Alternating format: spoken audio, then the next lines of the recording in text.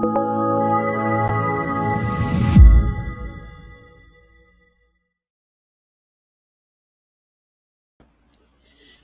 everybody, and welcome to another edition of Mid-City TV. And again, I am here with Carlos Sosa, who is an expert tour guide here in Yucatan, who has done lots of interviews with me and has taught us so much about Yucatecan history, culture, nature, and all sorts of things. So we're here with him again today. But we also have a special guest, Jesus Lopez, who is a professional photographer who has done extensive work with National Geographic.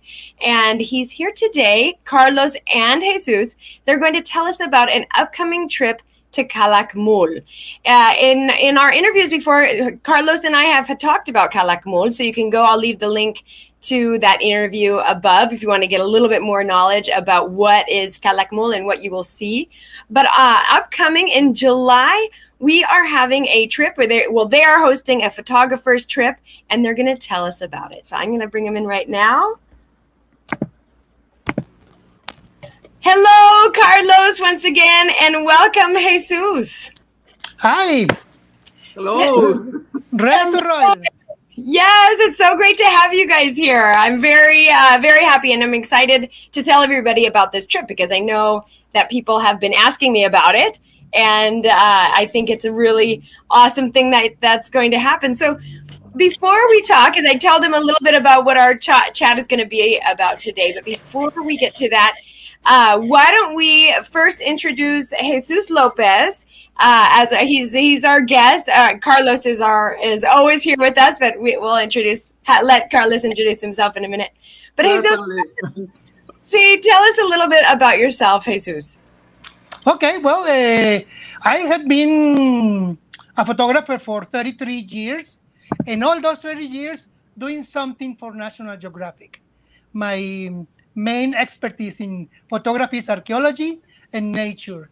I travel a lot, and my experience in this kind of photography is to show the heritage of Mexico, Central America, and the world. Because I had been in Egypt working in royal tombs, and I'm really happy with this project with my friend Carlos now and you, because what we are trying to do is a photographic trip in the Calakmul Reserve, which includes nature and archaeology. What we are trying to make a combination of those two big elements and having a great experience.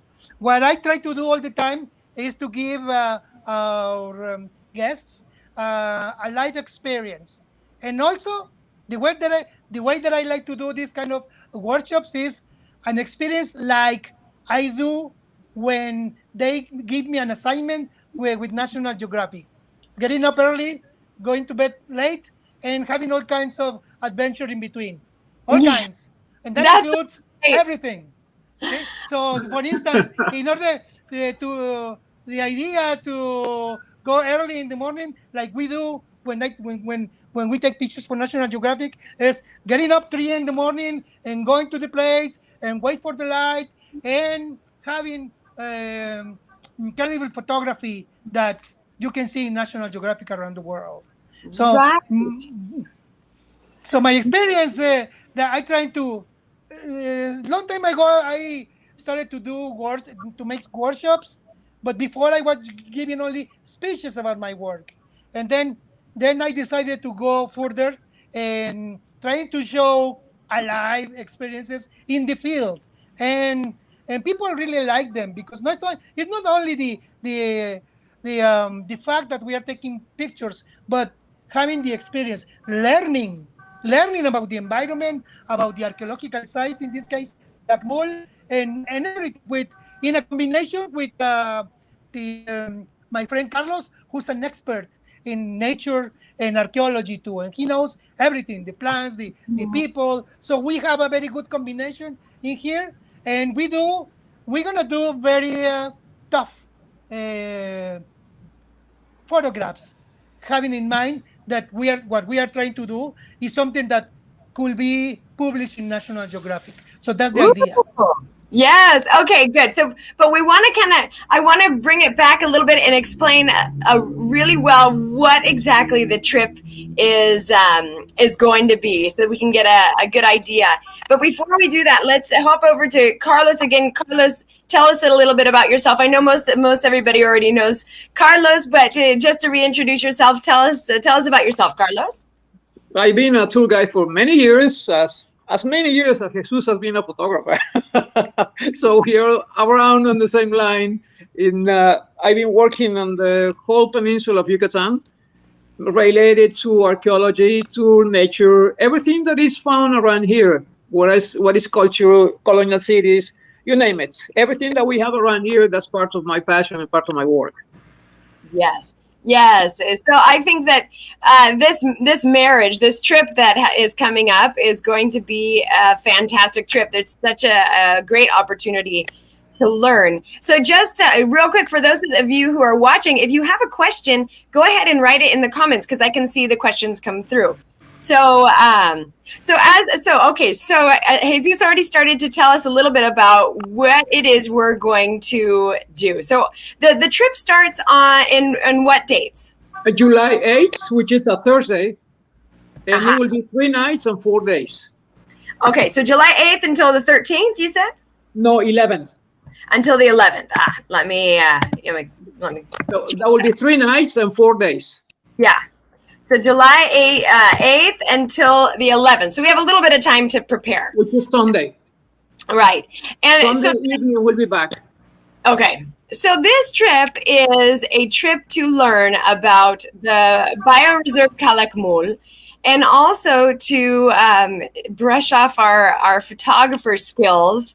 But and we don't have to have that much photography experience to go on this trip, correct? Yes. Right. And besides that, with the lead of Jesus, any question that they might have, any doubt that they could have on the functioning of the equipment, he will clear it out for them. And of course, this is going to be a trip where everyone, including me for sure, I'm going to be learning so much from him. Yeah. Well, yeah, in previous experiences, in another projects, I had people with zero experience in photography, and they learn through the process that is not impossible. It's difficult, but it's not impossible. So anybody that join us in this trip will learn a lot, and they will find out that with the specific knowledge and technical skills, they will be able to do incredible photography, like I had done in 33 years working with National Geographic. I met Carlos many years ago, and he helped me in one of those National Geographic projects. And later on, he helped me in another 3 or 4 more. So we know each other very well, and he knows how to drive the people into the field and now into the light. So people can have an incredible experience making their photographs. So it's no need to be an expert in photography. So right. we're gonna help them to understand better the use of the camera. Of course, they need to know at least basics and the use of the machine that they have. Or be a quick learner, right? Yeah, if they don't know basics, they have to learn quick.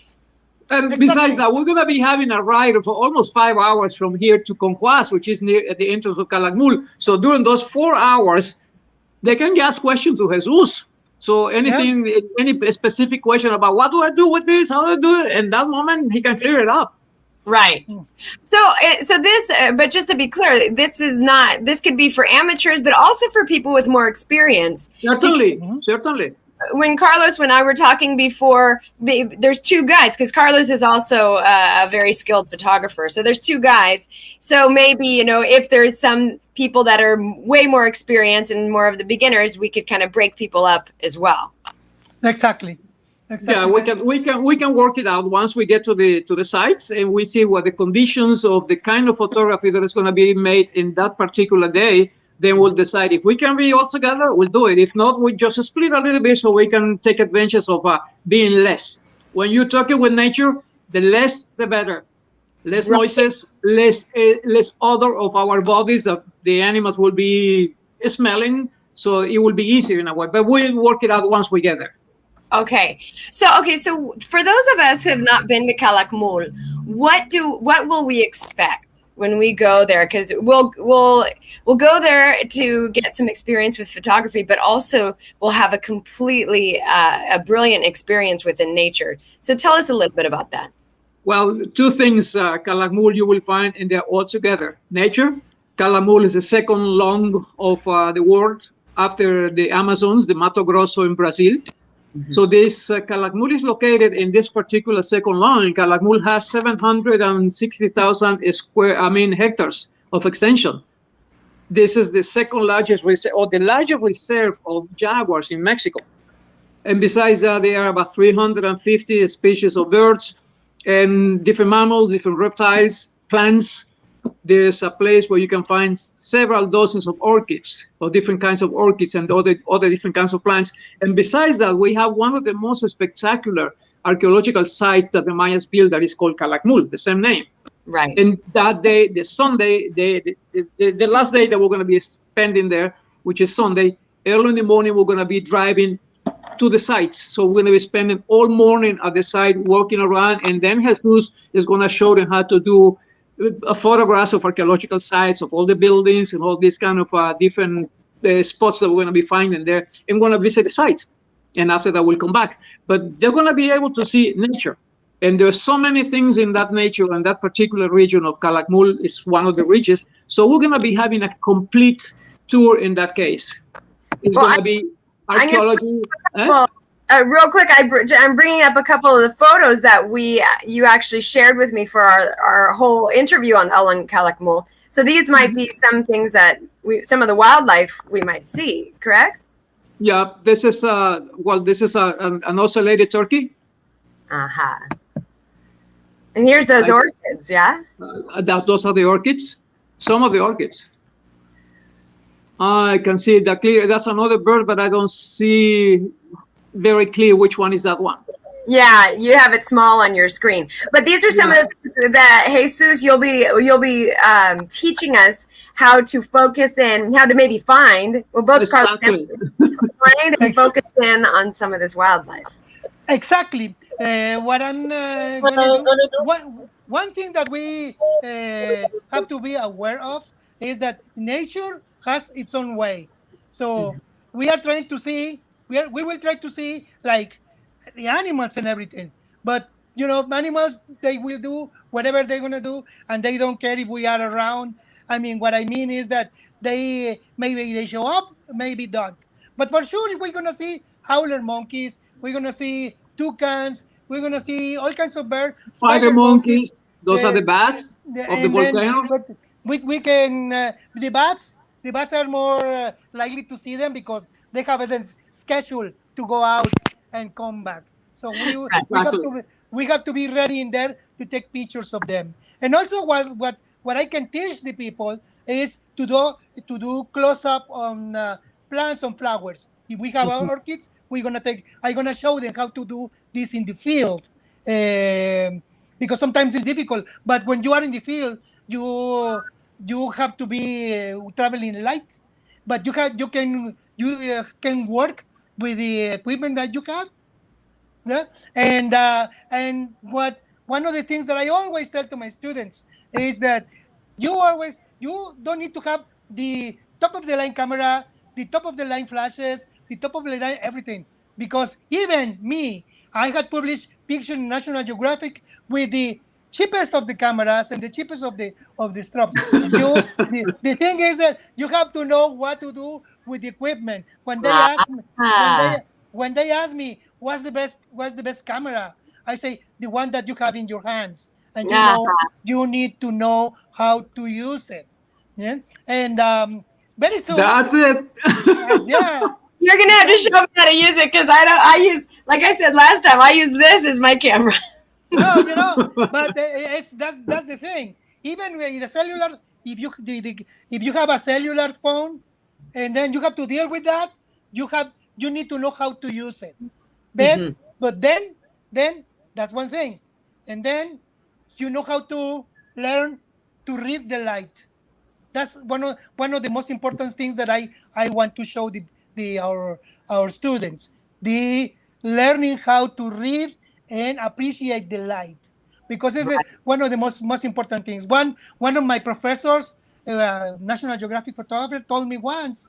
He told me, okay, because we don't take pictures of people, nature, animal, objects. We take pictures of the light that reflects in them. So that's a beautiful thought that one of my professors told me, and that's one thing that I'm trying to show the people the best use of the camera, and and then so they can learn how to take the most of the use Advantage. yeah, on your equipment, and you will see how I work.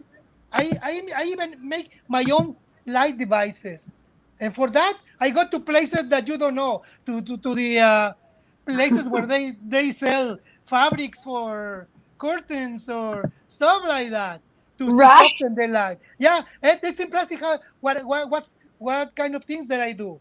I made up a couple of soft boxes out of my house lamps that I had. So I saw them. That could be a good light box and work. So Out it's one of of what did you make it out of? I the lights that I have in my house, the house my house domestic lights inside Uh-huh. on the room. This we have. Okay, here you see this. Oh, yeah, yeah, yeah, yeah. Okay, the light comes up from here, but this is the screen. So I Yeah. saw I saw it and I say, that could be a little softbox, and it worked. So Oh, one of the things that I'm gonna show the people is how to do like devices without spending so much money too. right. Ooh, So that's yeah. Yeah, invaluable tips right there because that's the one thing when people want to get into photography, and I know it happens for me. It's an expensive yeah, habit. You want to get I mean it's pricey to get the best lens, to get the best camera. And so sometimes it can be a little discouraging for people that don't have so much money to spend, but if there's some tricks. that But was my also, but case. also, That but was also my what you do, is you learn how to solve the problem. Sometimes you have to yeah, do it, but you don't have yeah. access to the other equipment, so you have to Okay. find a way to solve it. And if you know how to use what you have handy, you are safe. Right. Exactly, and Exactly. I'm gonna show everybody that, and of course, maybe the first night I will show you my conference in images, so people can see what I do and how I handle and the situation. No, for instance, I can show you this right now. Right. Is that yours? That's my cover for Oh National my Geographic gosh, that is so cool. uh, Pyramid of the Moon uh, stuff that I did here. So and then this was my first digital photograph. So check Wow, that. that's incredible. Yeah, and So cool. the idea about painting with light. Of course, we are not going to have this kind of pyramids to work with, but we will find them. But this, can you see? Wow, yeah, I can. Yes. This is same is the pyramid of the moon. And then, but I painted with light, with the lamp. Well, a With- lamp, a light that I bought in Sam's Club Wow, and it made it to the cover of National Geographic. in Germany. Yeah. So, Wow. so that's the thing. You need to learn what to do with your equipment, In what Yeah, you and have then in hand. with what what you have in hand, because the most important thing is what you can do with your own idea and the skills you are developing in your style. So, right. the use of the camera is like driving a car. You don't think about shifting gears or anything. You just do that. But then the main idea is to know how to use your creativity. That's one of the main reasons of the workshop, so people Right. can think in that and and do the best that they can. And you will see it. Everybody will see it when we get together and okay, we're gonna take pictures of this flower, and they will see how I get organized in this. Yes, you need to have some kind of equipment to do that, to be independent, from you don't use a flash on your camera, or you can do that. But then people will learn, and from there they can get an idea, and they know if they buy expensive equipment or not. But then the main idea of all this thing is the experience, the life experience of being us together and have a learning, beautiful, a life experience in life in Right. in a wonderful place like Calakmul. Right. Well, great. Well, let's I want to share real quick the itinerary so people can get an idea of what exactly we will be doing. So let's see. Okay. Here is the itinerary. Let's see if I can make that a little smaller. I don't know what happened here. Hold on. Do you guys see that? Okay. A little bit small, but can you enlarge it a little bit? Yeah, I can. Hold on. I think I can try to make it a little bit bigger. Okay. I don't want to make it too much bigger. Okay. So let's take a look at day one. Day one, Carlos, why don't you just kind of walk us through what we'll see? The day one, we're going to be leaving from Merida early. Uh-huh. The ride itself is about 4 hours, but we need to stop on the way to get something to eat, and we can do that in a place that is called Champoton, where seafood is the best. Ooh. And then from there, we'll drive directly to Conquas. Once we get to Conquas, which is the town, the village we're going to be spending those days, we'll check in, and then Jesus will give him the beginning or let's say the opening of this, because later on around 5:30 or so, probably depending on the times, we're going to be driving very short drive, about 10-15 minutes, to get to the volcano of bats. Yeah. And we're going to be seeing the experience of seeing millions of these cousins of Batman coming out in order to be feeding during the night. And then after that, then they need to have some information about what kind of settings they need on the camera that Jesus will tell them before we go there. And then after that, we'll come back to the hotel. Once we get back to the hotel, that's when Jesus is we're going to be doing what he said about painting with the lights. And after that, it depends on how they feel, how the participants feel. If they want to try to start doing some kind of a night, let's say a little short excursion to the road, going towards the reserve, going into the jungle, we can do that, and we can take a walk on the road to see what we can find there, and then so try the night photography. Right. That will be the next morning. The next morning, we're going to be leaving early in the morning to go into the jungle. So we're going to be doing all the kinds of pictures. We're going to be able to see fauna, flora, and then we're going to be walking around. One day, which we will have to decide depending on how conditions are, we're going to be using pickup trucks in order to get into dirt roads to get to the interior of the jungle, deep into it, and looking for more kinds of animals normally we don't find closer to the road. Mm-hmm. And of course, we're going to be in a more, let's say, on the wildest part of the reserve. Right. Then we'll come back to the hotel after that.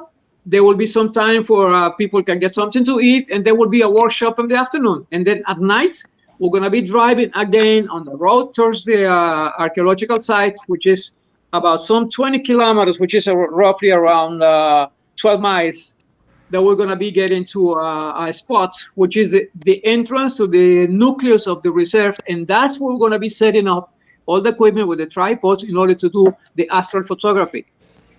Yeah. Which is going to be for the cosmos, trying to get all the constellations and everything else. And we have seen that during those days, which is one of the reasons why we choose those days, that there is no moon. It will be the rising moon that is really tiny, and it doesn't take too long. So we're we're blessed that we're going to have no light at all. And as we're going to be in the middle of the jungle, there will be no artificial light in that place. Wow. Yeah. And after that, we'll come back to the hotel. There, the next morning, we go out again. We're going to be outside in a way every day, depending on what we have seen and we will have gone the day before. But it will be, again, trip to the jungle to do all the kinds of looking for all the kinds of objects in that case, and then we'll come back and it will be another workshop in the afternoon, and then the night we'll spend it there. And if somebody wants to go out again at night, we can do it again. The next morning we're going to be leaving early, which we will be day 4, in order to drive to the archaeological site, which is exactly about 30 miles from the hotel. Right. Deep into the jungle, and we're going to be spending a few hours on the archaeological site, visiting the place, seeing the pyramids, seeing all what is there, and also Jesus is going to be telling them about how to be shooting all these buildings, all the Maya buildings that we're going to be seeing there. And besides that, the site is filled with life, so there will be wildlife there too. And just so people also realize that we're going to be with Carlos, and Carlos is going to give us all of this information on top of about everything we see, about all the birds, about every plant, about Calakmul, all the history. So yeah, we have the best of both worlds here. We have the expert in photography, Jesus, and then the expert in everything we'll see, and that's Carlos. And the best in PR. What was that? And the best in PR. You might even be on a Mid-City Beat video, you know. 15 minutes of fame, 5 minutes of fame. And after that, you're going to be an expert in photography too. Yeah. No, it's incredible. So then day 4, we see Calakmul. Then we come back to the hotel. We work out some kind of a deal with the hotel so we can do like a little checkout, a little late checkout. That would be that really late. But after that, depending on the timing, how people is feeling about eating, we can eat before we drive back to Merida, or we can drive about 2 hours in order to get to Champoton again, get some seafood, and then drive back to Merida. Right. So I want to do that. It sounds incredible. Champoton sounds perfect. Yeah, I go for Champoton. I'd rather have a little bit of a bite of something in order to hold on to get to Champoton and get the seafood. Yeah. That place is just amazing for seafood.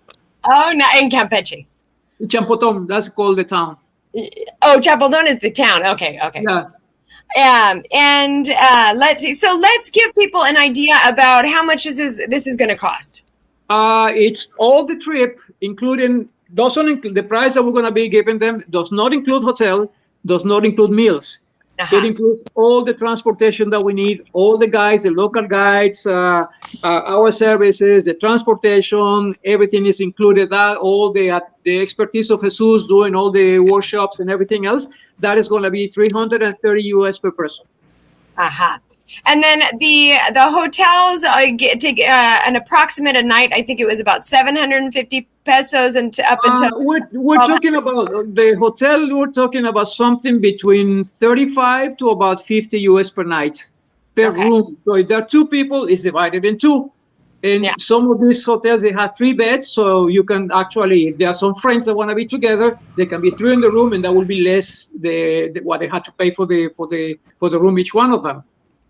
And the food kind of just depends on each person's. Exactly. If they want to be alone, or they want to be with somebody else, or 2 more people in the hotel, in the room, they can do it. And also the or want to eat at a restaurant. Meals are not included. One of the hotels includes the breakfast on the price. The other one doesn't. And we need, in order to maintain that price, we need to have 14 people minimum.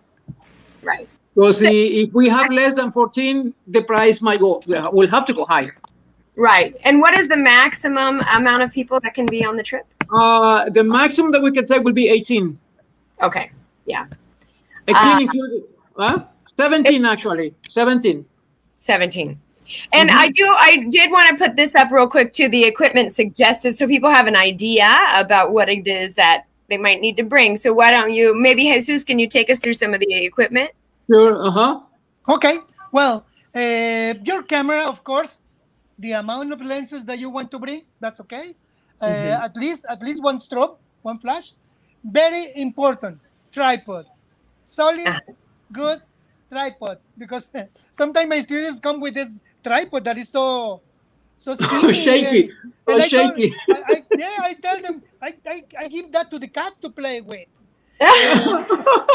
So But a good, also we had to, sorry, Jesus, we had to outline that tripod cannot be used in the archaeological site. yeah, because for that you need A monopod. it's a monopod for the archaeological site. Right. Exactly. Just in case, no. But for instance, maybe we're gonna go in the top of one of those temples, and then from there we can see birds, toucans, or the monkeys and everything from the top. And sometimes you don't need that. You just need to work with the features of the camera. But that monopod for the archaeological site, because they don't allow to use the tripods. Yeah. And well, the tripod, a monopod, the lenses that they want to bring, that's fine. Of course, the batteries that they need for their strobe, for the for also the headlamp and a handheld lamp, because they want to do like the stuff that I'm going to show them about painting with light, but also to look around. But it's good to have two lights with Okay. a good amount of batteries. Uh, um, the the cards, the with a lot of one or two or three cards The for memory card. the memory card to take the Memory cards. Right. to take the pictures. And Right. besides that, um, that's the basic. The tripod, camera with lenses, at least one strobe, so one flash. Uh-huh. And if they have like radios for their flashes, that's fine, because that help a lot. I'm gonna bring my radios, and people will be able to use them, so they can do their, for, especially the close-up photography. And Okay. I think that's the basic Okay. for photography. Besides that, but all the technical equipment, the gear and ponchos and Yeah. boots and Boots, repellent, that lunch. that that for the people that are interested and sign for to come, but we gonna give them the list Right. of the gear, I think. and I want to tell you something. And in about 2 weeks, I will go to the jungle, but in Guatemala, to work in a project that I go every time I can. We couldn't go last year because the pandemics, but now I'm gonna be working in this archaeological site that is called Holmul. And Uh-huh. then, but yeah, but I will be open to talk with the people that are already inside with us, to talk with them personally about the doubts that they have about the equipment, about the technical information and everything prior to our trip, because I'm Okay. gonna be in the jungle and gonna be out of the jungle almost at the time when we're gonna do this workshop. But then I Uh, will be I will I in the place I have limited access to internet, okay. only once a day. But also during the day they can send me to my Instagram Okay. What questions what and is what is your Instagram? Why don't we put Lopez Scorpion. Oh, Lopez Scorpion in English? Scorpion? Yeah, with the seal, only with the seal in the middle. Lopez Scorpion. Lopez. Lopez. Okay, let's see if I got this right. You tell me if this is right. All right. Hold Okay. on. Okay. Good. Okay, let's see. Is it like this? Yes. Right. Yep. Perfect. Okay, so That's that's my his Instagram. That's his Instagram. So you can follow him on Instagram. That's Jesus. And Yeah, you can see there. Yeah, and also, Stephanie, also what we can do, we can open a group in WhatsApp. Right. Oh, yeah. We can open a group in WhatsApp, so anytime they have a question, they get to send it, and at the moment we get signal, we just answer, and we get always updating any information, any question they might have. Right. And here's Carlos's number that I'm putting up here on the screen. Carlos's number, so you can send him a message as well, and then kind of get the ball rolling. And definitely follow Lopez Scorpion on Instagram. And Carlos is on Instagram, but Carlos needs to put some more pictures on his profile. Carlos, have you been gramming more, or are you? No, I haven't done it, but I will this week. I will put some more. I've been telling him that since January. I know, but you know what? I forgot what I said. Exactly. It can be a bit overwhelming. I do give it that. I'm shy. You're shy. Oh yeah. I don't know if I believe that. All right. Well, we'll go ahead and finish up. And again, I'm going to be promoting this trip on Mid-City. Of course, you can always send me a message on to Messenger or a message through Mid-City Beat. I'll be going on the trip, and we're definitely trying to organize at least 14 to 20 people. So it's a great opportunity. Absolutely a fantastic opportunity that you're not going to get just anytime. And actually, one more thing before we leave. Jesus, I did get a question from Miguel Diaz Perez. He says, he sent a clap, and he says, how can I send my work to Nat Geo? I would love to collaborate with them. He must be a photographer. So can you give him a tip? Yeah, of course, that's a question that I get all the time. And anybody can send their portfolio to National Geographic, but for the most part, they don't choose from people that send portfolios. They want to see the people that is working outside, publishing, being in important contests of photography. They have, National Geographic has headhunters and people that is looking about new photographers and what they are doing, but also in published works. Because if you send your portfolio, they may see it, but it's a very, very, very small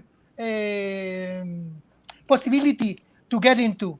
So if you are already out doing photography, it's not a matter of sending a beautiful group of photographs. For National Geographic is you need to know how to tell stories through the images. And in order to pull me one picture, two pictures, three pictures, but you have to tell stories with the images. And it's more the beauty of the pictures, because National Geographic is what they do. They tell stories. And then, but I can, in personal way, I can give them more advice about how to do that. But then I repeat, you need to have your work outside. Yeah. You need to